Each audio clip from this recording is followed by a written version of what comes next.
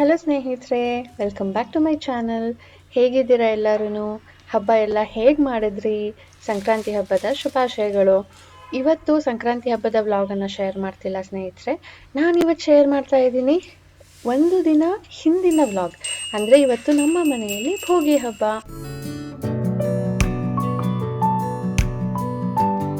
So ಭೋಗಿ ಹಬ್ಬದ ವಿಶೇಷ ಏನಪ್ಪಾ ಅಂದ್ರೆ ಇವತ್ತೇನೆ ಎಲ್ಲಾ ದೇವ್ರ ಪೂಜೆನ ಮಾಡಬೇಕು. ಸೊ ಇದರಿಂದ ನಮ್ಮ ಇವತ್ತಿನ ವ್ಲಾಗ್ ಅನ್ನ ಸ್ಟಾರ್ಟ್ ಮಾಡ್ತಾ ಇದ್ದೀನಿ. ನಮ್ಮ ಹೋಲ್ ಡೇ ಇವತ್ತು ಹೇಗ್ ಹೋಗುತ್ತೆ, ಏನ್ ಸ್ಪೆಷಲ್ ಅಂತ ತಿಳಿಸ್ತೀನಿ, ಬನ್ನಿ ನೋಡೋಣ. ಈಗ ಹೊಸ್ಲನ್ನ ಒರೆಸಿ ಅರಿಶಿನ ಕುಂಕುಮ ಹಚ್ಚೋಣ ಅಂತ ಬಂದೆ. ಹಾಗೆ ರಂಗೋಲಿನೂ ಕೂಡ ನನ್ಗೇನ್ ದೊಡ್ಡದಾಗಿ ಬಿಡಕ್ಕಾಗೋದಿಲ್ಲ, ಇಲ್ಲ ಚಿಕ್ಕದಾಗಿ ಬಿಡ್ತೀನಿ. ಅದರ ಜೊತೆನೆ ಬಾಗ್ಲು ಚೌಕಟ್ಟು ಎಲ್ಲಾನು ಕ್ಲೀನ್ ಮಾಡ್ಕೊಂಡೆ. ಯಾಕೆ ಅಂದ್ರೆ ಈ ಹಬ್ಬಕ್ಕೆ ನಾನು ಡೀಪ್ ಕ್ಲೀನ್ ಅಂತ ಏನು ಮಾಡಿರೋದಿಲ್ಲ. ಈಗ ಶ್ರಾವಣದಲ್ಲಿ ಮಾಡಿರ್ತೀವಿ, ಯುಗಾದಿಗೆ ಮಾಡಿರ್ತೀವಿ, ಆಮೇಲೆ ದೀಪಾವಳಿ ಹಬ್ಬದಲ್ಲೂ ಕೂಡ ಮಾಡಿರ್ತೀನಿ, ಅಂದ್ರೆ ನವರಾತ್ರಿಯಲ್ಲಿ ಕೂಡ ಮಾಡಿರ್ತೀನಲ್ಲ, ಆ ತರ ಇವಾಗ ಮಾಡಿರೋದಿಲ್ಲ. ಹಾಗಾಗಿ ನಾನು ಸ್ವಲ್ಪ ಬಾಗ್ಲು ಚೌಕಟ್ಟೆಲ್ಲಾನು ಒರೆಸ್ಕೊಂಡಿದ್ದು.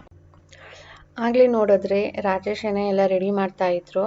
ಅಂದ್ರೆ ಅವ್ರು ನನಗೆ ಹೆಲ್ಪ್ ಮಾಡ್ತಾ ಇದ್ರು. ನನಗಿವತ್ತು ಹೆಲ್ಪಿನ ನೆಸಸರಿ ಇತ್ತು. ಹಾಗಾಗಿ ಅವರು ಕೂಡ ನಿಂತ್ಕೊಂಡು ಎಲ್ಲಾನು ಅರೇಂಜ್ ಮಾಡಿ ಕೊಡ್ತಾ ಇದ್ದಾರೆ.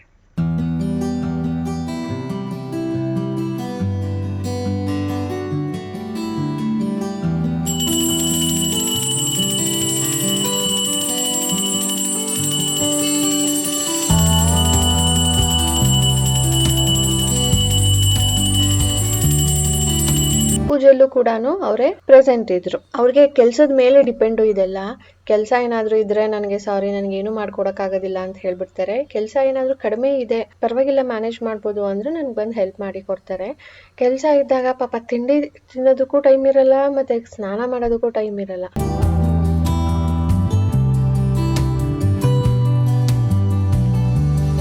ಹಲೋ ಸ್ನೇಹಿತರೆ, ಹೇಗಿದ್ದೀರಾ ಎಲ್ಲರೂ? ಇವತ್ತು ನಮ್ಮ ಮನೆಯಲ್ಲಿ ಭೋಗಿ ಹಬ್ಬನ ಆಚರಿಸ್ತಾ ಇದ್ದೀವಿ. So happy Bhogi. ನೀವು ಕೂಡ ಭೋಗಿ ಹಬ್ಬ ಮಾಡ್ತೀರಾ? ಮಾಡೋದಾದ್ರೆ ಹೇಗೆ ಮಾಡ್ತೀರಾ ಅಂತ ಕಾಮೆಂಟ್ ಮಾಡಿ ತಿಳಿಸಿ. ಸೊ ಇವತ್ತು ಭೋಗಿ ಹಬ್ಬದ ಸ್ಪೆಷಲ್ ಪೂಜೆ ಆಯಿತು. ವೆರಿ ಫಸ್ಟ್ ಥಿಂಗ್ ಎಲ್ಲಾನು ಇವತ್ತೇನೆ ಬೆಳಗ್ಗೆ ಮಾಡಿ ಪೂಜೆ ಮಾಡಬೇಕು. ಸೊ ನಾಳೆ ಇನ್ನು ಬೆಳಗುವಂಥ ನೆಸಸರಿ ಇರೋದಿಲ್ಲ. ಸೊ ನಮಗೆ ಇವತ್ತಿಂದನೇ ಹಬ್ಬ ಶುರು ಆಯಿತಾ. ಫಸ್ಟ್ ಸ್ಟೆಪ್ ಆಗಿದೆ. ಈಗ ತಿಂಡಿ ಆಯಿತು, ಮಧ್ಯಾಹ್ನದ ಅಡುಗೆಗೆ ರೆಡಿ ಮಾಡ್ಕೊಳ್ತಾ ಇದ್ದೀನಿ. ಇವತ್ತು ಮಧ್ಯಾಹ್ನದ ಅಡುಗೆನೂ ಸ್ಪೆಷಲ್ಲೇನೆ. ಯೂಶಲಿ ಮಧ್ಯಾಹ್ನ ಬೆಳಿಗ್ಗೆ ರಾತ್ರಿ ಆ ಥರ ಅಲ್ಲ, ನಾವು ಇವತ್ತು ನೈವೇದ್ಯ ಮಾಡಬೇಕು, ಸ್ಪೆಷಲ್ ನೈವೇದ್ಯ.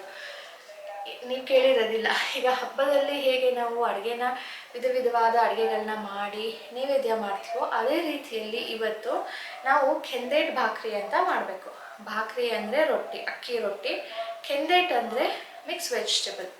ಈಗ ನಮ್ಮ ಅಮ್ಮನ ಮನೆಯಲ್ಲಿ ಬೇರೆ, ನಮ್ಮ ಅತ್ತೆ ಮನೆಯಲ್ಲಿ ಬೇರೆ ಥರ ಮಾಡೋದು.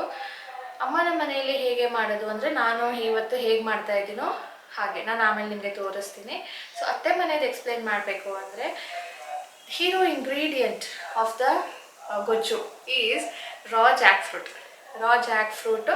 ನೆಕ್ಸ್ಟ್ ಹೀರೋ ಇಂಗ್ರೀಡಿಯೆಂಟ್ ಅಂದರೆ ಇರಲೇಬೇಕು ಅಂತ ಅವರೆಕಾಳು. ಅದು ಹಿತ್ಕಿರೋದಿಲ್ಲ, ಹಾಗೆ ಹಾಕ್ತಾರೆ. ಅದಾದಮೇಲೆ ನೆಕ್ಸ್ಟು ಕುಂಬಳಕಾಯಿ, ಸಿಹಿ ಕುಂಬಳಕಾಯಿ. ಇದು ಮೂರರ ಗೊಜ್ಜು, ಮಸಾಲೆ ಹಾಕಿ ಗೊಜ್ಜು ಮಾಡ್ತಾರೆ. ಎರಡು ಮಿಕ್ಸ್ ಮಾಡಿ ಗೊಜ್ಜು ಮಾಡಿ ಮಸಾಲೆದು ಅದರ ನೈವೇದ್ಯ ಮಾಡಬೇಕು ರೊಟ್ಟಿ ಜೊತೆ. ಸೊ ರೊಟ್ಟಿಯಲ್ಲಿ ಏನು ಸ್ಪೆಷಲ್ಲು ಅದನ್ನು ತೋರಿಸ್ತೀನಿ. ಅದಂತೂ ಆ ಥರ ಮಾಡಲೇಬೇಕು. ಆಮೇಲೆ ಗೊಜ್ಜು ಮಾಡಿ ಆದಮೇಲೆ ಅದಕ್ಕೊಂದು ಮೇಲ್ಗಡೆಯಿಂದ ಇಂಗ್ರೀಡಿಯೆಂಟ್ ಹಾಕಬೇಕು. ಅದು ಏನು ಅಂತ ತಿಳಿಸ್ತೀನಿ. ಸೊ ಬನ್ನಿ, ಇವತ್ತು ಆಗಲೇ ಶುರು ಮಾಡಿದೆ ಪೂಜೆಯಿಂದ, ಈಗ ಮತ್ತೆ ಕಂಟಿನ್ಯೂ ಮಾಡ್ತಾ ಇದ್ದೀನಿ. ನಮ್ಮ ಭೋಗಿ ಹಬ್ಬ ಹೇಗಿರುತ್ತೆ ನೋಡೋರಂತೆ. ಆಮೇಲೆ ಥರ್ಡ್ ಇಂಪಾರ್ಟೆಂಟ್ ಥಿಂಗ್ ಕೂಡ ಇದೆ, ಅದು ನಿಮಗೆ ಆಮೇಲೆ ತಿಳಿಸ್ತೀನಿ. ಸೊ ಈಗ ಅಡುಗೆ ಶುರು ಮಾಡಬೇಕು. ತರಕಾರಿಗಳನ್ನೆಲ್ಲನೂ ತೆಗೆದು ಇಟ್ಕೊಂಡಿದ್ದೀನಿ, ಅದನ್ನೆಲ್ಲ ಈಗ ತೆಗೆದು ಕ್ಲೀನ್ ಮಾಡ್ಕೊಳ್ಬೇಕು. ಬೆಳಿಗ್ಗೆ ಪೂಜೆ ಆದಮೇಲೆ ಕೂತ್ಕೊಂಡು ಅವರೆಕಾಳನ್ನ ಬಿಡಿಸ್ಕೊಂಡೆ. ತಿಂಡಿದೂ ಏನೂ ಎತ್ತಿಟ್ಟಿಲ್ಲ, ಹಾಗಾಗಿ ಇಟ್ಟಿದ್ದೀನಲ್ಲ.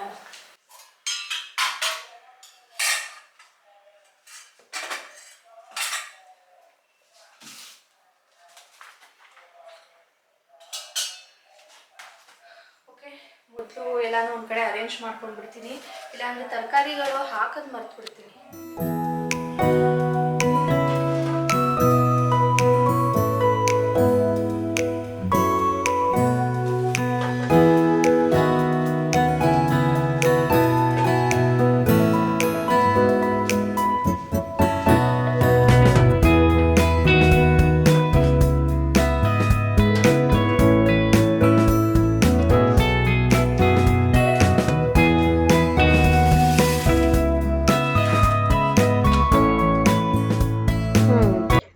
ತರಕಾರಿ ಇವಾಗ ಹಾಕ್ತಾ ಇದ್ದೀನಿ. ಬನ್ನಿ ಇದನ್ನು ಕೌಂಟ್ ಮಾಡೋಣ.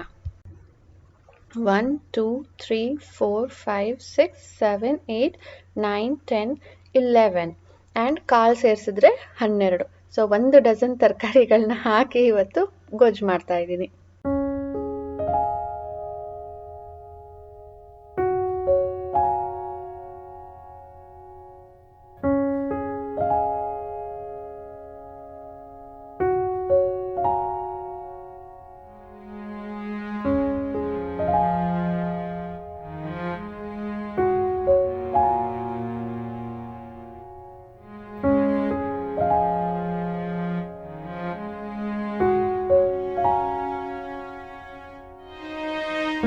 ಅಲ್ಲಿ ಕಾಳು ಬೇಯೋದಕ್ಕೆ ಇಟ್ಬಿಟ್ಟು ನಾನಿಲ್ಲಿ ತರಕಾರಿಗಳನ್ನ ಬಿಡಿಸ್ಕೊಳ್ತಾ ಇದ್ದೀನಿ. ಒಂದ್ಸಾರಿ ಅನ್ನಿಸ್ತು ಎಲ್ಲಾನು ಬಿಡಿಸ್ಕೊಂಡು ಹೋಗ್ಬಿಟ್ಟು ಆಮೇಲೆ ಕುಕ್ ಮಾಡೋಣ ಅಂತ. ಬಟ್ ಕಾಳು ಬೇಯೋದಕ್ಕಂತೂ ಟೈಮ್ ಹಿಡ್ಸತ್ತಲ್ವಾ, ಅದಕ್ಕೆ ಆ ಟೈಮಲ್ಲಿ ನಾನು ಪ್ರಿಪ್ರೇಷನ್ ಮಾಡ್ಕೊಳ್ಳೋಣ ಅಂತ ಹೇಳ್ಬಿಟ್ಟು ನೋಡಿ ಎಲ್ಲಾನು ಬಿಡಿಸ್ಕೊಂಡು ಕಟ್ ಮಾಡ್ಕೊಂಡಿದ್ದೀನಿ. ಎಲ್ಲಾನು ಇಷ್ಟಿಷ್ಟೇ ತರಕಾರಿಗಳಾದ್ರೂ ಎಷ್ಟೊಂದು ಆಗಿದೆ ಅಲ್ವಾ. ನಾನೀಗ ಮಾಡಿದ್ರೆ ರಾತ್ರಿಗೂ ಇದೇನೆ. ಅತ್ತೆ ಹೇಳ್ತಾ ಇದ್ರು, ಬೆಳಿಗ್ಗೆನೆ ಮಾಡಿಬಿಟ್ಟು ರಾತ್ರಿ ತನಕ ಅದೇ ತಿನ್ನೋದಲ್ವಾ, ವರ್ಷಕ್ಕೆ ಒಂದ್ಸಾರಿ ತಾನೇ ತಿನ್ನೋದು, ಏನು ಎಲ್ಲಾನು ತರಕಾರಿಗಳೇ ಅಲ್ವಾ, ಮಿಕ್ಸ್ಡ್ ವೆಜಿಟೇಬಲ್ ಅಷ್ಟೇನೆ ಅಂತ. ಅದಕ್ಕೆ ನಾನು ಬೆಳಿಗ್ಗೆ ಅಂತೂ ಸಾನೆಗೆ ಸ್ಕೂಲ್ ಇರತ್ತೆ, ಮಾಡೋದಕ್ಕಾಗೋದಿಲ್ಲ. ಮಧ್ಯಾಹ್ನ ಮಾಡಿ ನೈವೇದ್ಯ ಮಾಡಿ ಮಧ್ಯಾಹ್ನ ಮತ್ತು ರಾತ್ರಿ ಅದೇನೆ ಪ್ರಿಫರ್ ಮಾಡ್ತೀವಿ ಅಂತ ಹೇಳಿಬಿಟ್ಟು ನೋಡಿ 2 ಹೊತ್ತಿಗಾಗೋ ಥರ ಇಷ್ಟು ತರಕಾರಿ ಹಾಕಿ ಮಾಡ್ತಾಯಿದ್ದೀನಿ. ಆ್ಯಂಡ್ ತರಕಾರಿಗಳು ಸ್ವಲ್ಪ ಲೇಟಾಗಿ ಬೇಯೋದು, ಸ್ವಲ್ಪ ಬೇಗ ಬೇಯೋದು ಎಲ್ಲ ಸಪ್ರೇಟ್ ಮಾಡಿಕೊಂಡು ಎರಡೂ ಬೇರೆ ಬೇರೆ ಹಾಕ್ಕೊಳ್ತಾ ಇದ್ದೀನಿ.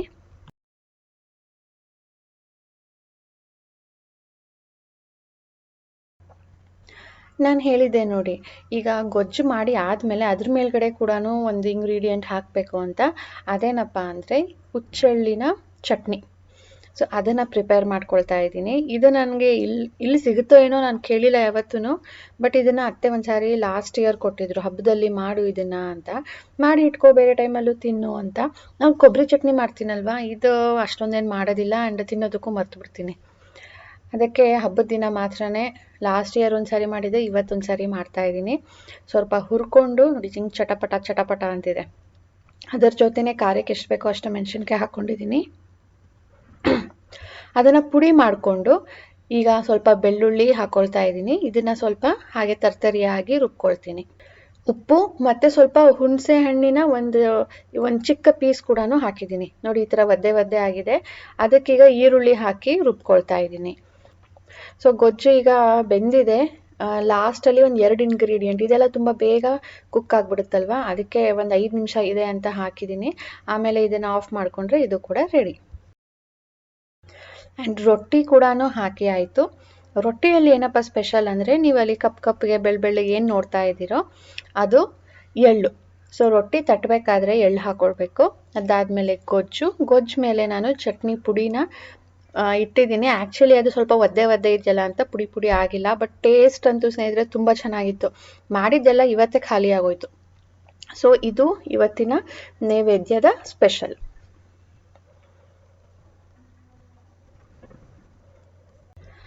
ನನಗೆ ಹೋಗಬೇಕಾದ್ರೆ ಸಾನುಗೆ ಕರ್ಕೊಂಡು ಬರೋದಕ್ಕೆ ಹೋಗೋ ಮುಂಚೆ ಮಾಡೋದಕ್ಕಾಗಿರಲಿಲ್ಲ. ಬಂದ ಮೇಲೆ ಮಾಡಿ ಊಟ ಮಾಡೋ ತನಕ ತುಂಬಾ ಟೈಮ್ ಆಗೋಯ್ತು. ಸೊ ಈಗ ನೈವೇದ್ಯ ಮಾಡಿಬಿಟ್ಟು ನಾವು ಕೂಡ ಊಟಕ್ಕೆ ಕೂತ್ಕೊಳ್ತೀವಿ. ನಮಗೂ ಕೂಡ ಸೇಮ್ ಇವಾಗ ನಾವು ಊಟ ಮಾಡೋದು.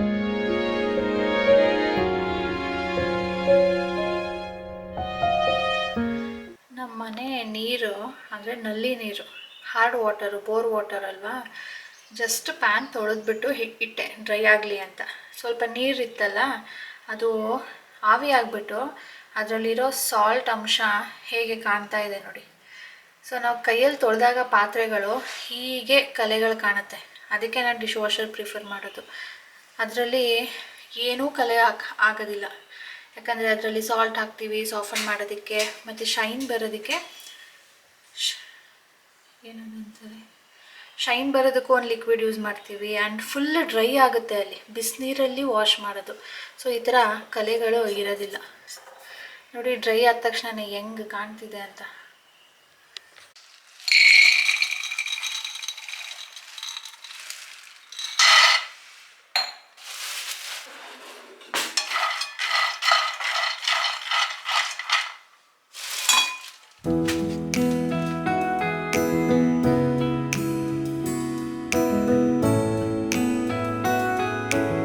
ಮಾಡಿದ್ಮೇಲೆ ಒಂದು ಹಾಫ್ ಆನ್ ಅವರ್ ನಾನು ಕೂಡ ರೆಸ್ಟ್ ಮಾಡಿ ಆದ್ಮೇಲೆ ಮತ್ತೆ ಈಗ ಇವತ್ತಿನ 3ನೇ ಟಾಸ್ಕ್ ಅನ್ನ ಕೈಗೆ ತಗೊಂಡಿದ್ದೀನಿ.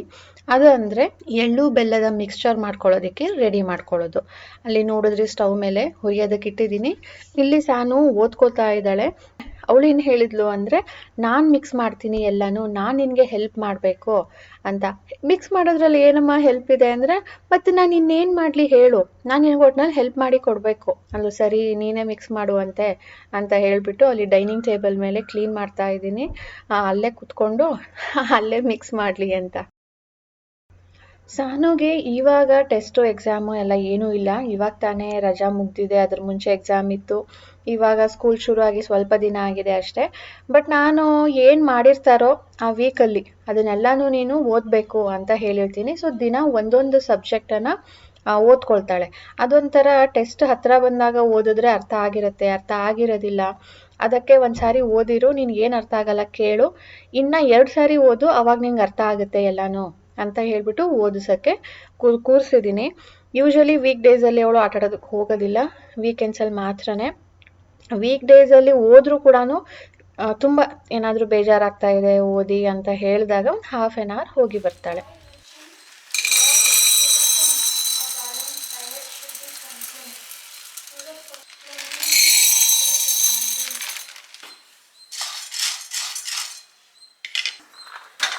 ಕಡಲೆಕಾಯಿ ಬೀಜ ಹುರಿದಿ ಆಯಿತು. ಇದು ನಾನು ಜಾಸ್ತಿ ಕಪ್ಪಗೂ ಆಗೋಕ್ಕೆ ಬಿಟ್ಟಿಲ್ಲ ಆ್ಯಂಡ್ ಬೆಳ್ಳಗೂ ತೆಗ್ದಿಲ್ಲ. ಸ್ವಲ್ಪ ಕಲರ್ ಚೇಂಜ್ ಆಗಿದೆ. ಈ ಸಿಪ್ಪೆ ಬಂದ ಮೇಲೂ ಅದರೊಳಗಡೆನೂ ಕಲರ್ ಚೇಂಜ್ ಆಗಿದೆ. ಆವಾಗ ತೆಗ್ದಿರೋದು.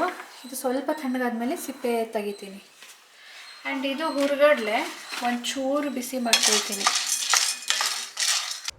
ಎಳ್ಳು ಬೆಲ್ಲ ಮಾಡ್ಕೊಳ್ಳೋದು ಒಂಥರ ಫನ್ ಆ್ಯಂಡ್ ಒಂಥರ ಈಸಿ ಕೂಡ ಅಲ್ವಾ. ಒಂದು ದಿನ ನಾನು ಕೊಬ್ಬರಿ ಮತ್ತು ಬೆಲ್ಲನ ಕಟ್ ಮಾಡಿ ಇಟ್ಕೊಂಡೆ with the help of family. And ನಾನು ಸ್ವಲ್ಪನೇ ಮಾಡ್ತಾ ಇರೋದ್ರಿಂದ ಜಾಸ್ತಿ ಟೈಮ್ ಏನು ಹಿಡಿಸಿಲ್ಲ. ಈಗ ನಮ್ಮ ಅಮ್ಮನ ಮನೇಲಿ, ಅತ್ತೆ ಮನೇಲಾದರೆ ಅವ್ರು ಜಾಸ್ತಿ ಮಾಡೋದ್ರಿಂದ ಒಂದು 2-3 ಡೇಸ್ ಆದರೂ ಅವ್ರಿಗೆ ಪ್ರಿಪ್ರೇಷನ್ಗೆ ಬೇಕಾಗುತ್ತೆ. ನನ್ನ ಮನೇಲಿ ನಾನು ಜಸ್ಟ್ ನಮ್ಮ ಅಪಾರ್ಟ್ಮೆಂಟಲ್ಲಿ ಇರೋರಿಗೆ ಮಾತ್ರನೇ ಹಂಚೋದು. ಅದಕ್ಕೆ ನಾನು ಸ್ವಲ್ಪನೇ ಮಾಡಿಕೊಂಡೆ, ಒಂದೇ ದಿನದಲ್ಲಿ ಪ್ರಿಪ್ರೇಷನ್ ಆಯಿತು.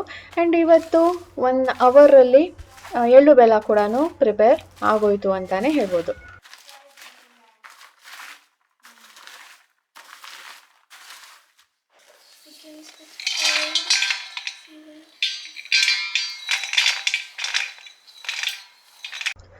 ಇದು ಈಗ ಮಿಕ್ಸಿಂಗ್ ಟೈಮ್. ನಾನು ಜಸ್ಟ್ ಎಲ್ಲಾನು ಮೆಜರ್ ಮಾಡಿ ಹಾಕಿ ಕೊಡ್ತಾ ಇದ್ದೀನಿ, ಸಾನು ಅವ್ರಿಗೆ ಕೊಡೋಣ ಅಂತ ಹೇಳ್ಬಿಟ್ಟು. ನಾನು ಅವಳಿಗೆ ಹೇಳೋಣ ಅಂದ್ಕೊಂಡೆ, ಬಟ್ ಅದ್ರ ಒಳಗಡೆ ಹಾಕೊಳ್ಳೋದಕ್ಕೆ, ಪಾವ್ ಒಳಗಡೆ ಹಾಕೋದಕ್ಕೆ ಅವಳಿಗೆ ಬರೋದಿಲ್ಲ. ಅದಕ್ಕೆ ನಾನೇ ಎಲ್ಲ ಹಾಕಿ ಕೊಡ್ತಾ ಇದ್ದೀನಿ. ಇದಕ್ಕೇನಾದರೂ ರೇಷಿಯೋ ಇದೆಯಾ ಅಂತ ನೀವು ಕೇಳ್ಬೋದು. ಹಾಗೇನೂ ಇಲ್ಲ. ನಾವು ಮಿಕ್ಸ್ ಮಾಡಿದಾಗ ನಮಗೆ ಯಾವುದು ಜಾಸ್ತಿ ಇದೆ ಅನಿಸುತ್ತೋ ಅದಕ್ಕೆ ಸ್ವಲ್ಪ ನ್ಯೂಟ್ರಲ್ ಮಾಡೋದಕ್ಕೆ ಬೇರೆ ದಿನ ಮಿಕ್ಸ್ ಮಾಡಬೇಕು ಅಷ್ಟೇ. ಇದಕ್ಕೆ ಆ ಥರ ಏನೂ ರೇಷಿಯೋ ಇಲ್ಲ. ಆ್ಯಕ್ಚುಲಿ ಎಳ್ಳು ಬೆಲ್ಲ ಎರಡೇನೆ ನಾವು ಸಂಕ್ರಾಂತಿ ಹಬ್ಬದ ದಿನ ಹಂಚೋದು ಇರೋದು. ಆದರೆ ಅದ್ರ ಜೊತೆ ನಾವು ಹುರ್ಗಡ್ಲೆ, ಕಡಲೆಕಾಯಿ ಬೀಜ, ಜೀರಿಗೆ, ಪಪ್ಪರ್ಮೆಂಟು ಎಲ್ಲನೂ ಹಾಕಿರ್ತೀವಿ ಅಷ್ಟೇ. ಸೊ ಇದು ಮಾಡೋದಕ್ಕೆ ತುಂಬ ತಲೆ ಕೆಡಿಸ್ಕೊಳ್ಬೇಕು ಅನ್ನೋ ಥರ ಏನೂ ಇಲ್ಲ. ಓಕೆ ಸ್ನೇಹಿತರೆ, ಇವತ್ತು ನಮ್ಮ ಈ ದಿನ ಹೀಗಿತ್ತು. ಇದರೊಂದಿಗೆ ನನ್ನ ವ್ಲಾಗನ್ನು ಕೂಡ ಎಂಡ್ ಮಾಡ್ತಾ ಇದ್ದೀನಿ. ಹೋಪ್ ನಿಮ್ಮ ಹಬ್ಬ ಕೂಡ ತುಂಬ ಚೆನ್ನಾಗಾಯಿತು ಅಂತ. ಸೊ ಸಿಗೋಣ ನೆಕ್ಸ್ಟ್ ಸಂಕ್ರಾಂತಿ ಹಬ್ಬದ ವ್ಲಾಗ್ನೊಂದಿಗೆ. ಬೈ ಬೈ ಸ್ನೇಹಿತರೆ, take care and please do like. Okay ಸ್ನೇಹಿತರೆ, ಬಾಯ್ ಬಾಯ್.